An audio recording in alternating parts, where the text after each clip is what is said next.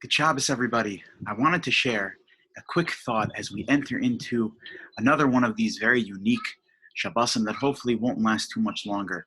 You know, with the laws of Karbanos, the laws of offerings that we're introduced to in this week's Parsha as we enter into the book of Vayikra, we're introduced to the laws of offerings. And one of the laws of the offerings is that when one brings an offering, one is not permitted to put honey in the offering.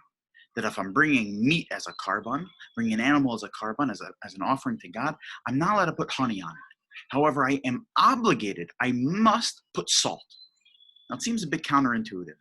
You would think honey is sweet. We want to sweeten the karban. We want to bring it to God, and we want to have it as something that's sweet. In fact, the Torah tells us it's it's supposed to have a sweet aroma for God. So then you would think that honey would be the perfect ingredient to include in my karban, and salt would not be the ingredient to include. If you add salt, it could potentially make something bitter. Then why is it then that you must put salt in your offerings and you are prohibited from putting honey? So Mordechai Gifter Zatzal, the Telzer Rosh Yeshiva, explained as follows. The Telzer Rosh Yeshiva explained, Rav Gifter said, that if you ask any chef that is a master at grilling meats, at preparing meats, that they know that there's a difference between honey and salt. Honey, they are much more reluctant to use because honey has the risk of masking the flavor of the meat. That if you add honey, what you're going to taste is meat plus honey. It's masking the flavor of the meat. But when you add salt, it brings out the flavor of the meat. When you add salt, you get the essence of what really is the flavor, what's the juicy flavor, the delicious flavor of the flesh. That comes from the salt component.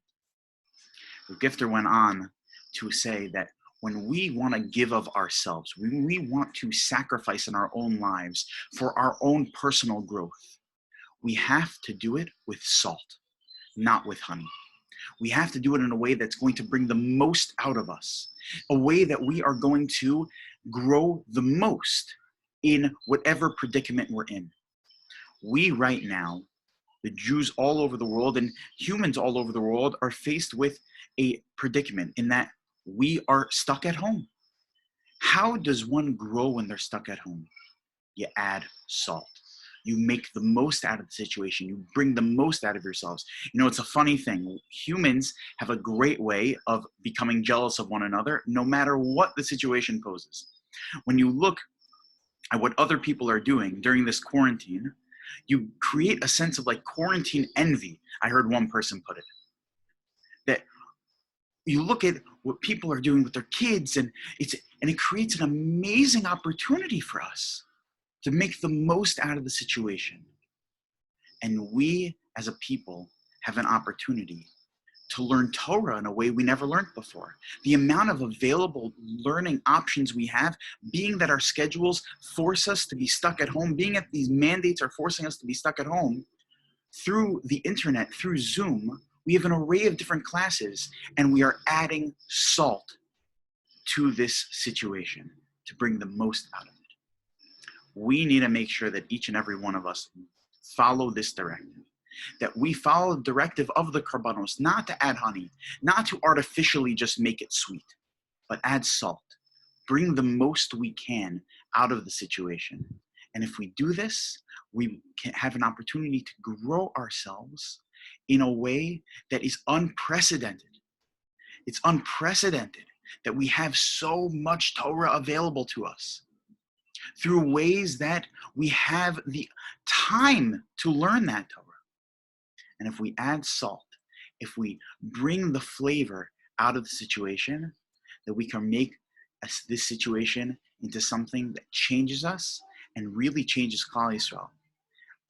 You know, Rav Gifter Zatzal, who shared this idea, when he was a yeshiva student, he used to keep Gedolim pictures. He used to keep pictures of Rebbeim on his wall as a source of inspiration. Many people do. You walk into people's homes, you'll see pictures of Gedolim in their home, pictures of people that inspire them. And Rav Gifter was no different. When he was a yeshiva student, he did just that. But Rav Gifter had one more picture frame that was on his wall, and the picture frame was empty. There was no picture there. But what was there was just a sign that said, "What about you? What about you?" If Gifter grew up to be able to put his picture into that frame,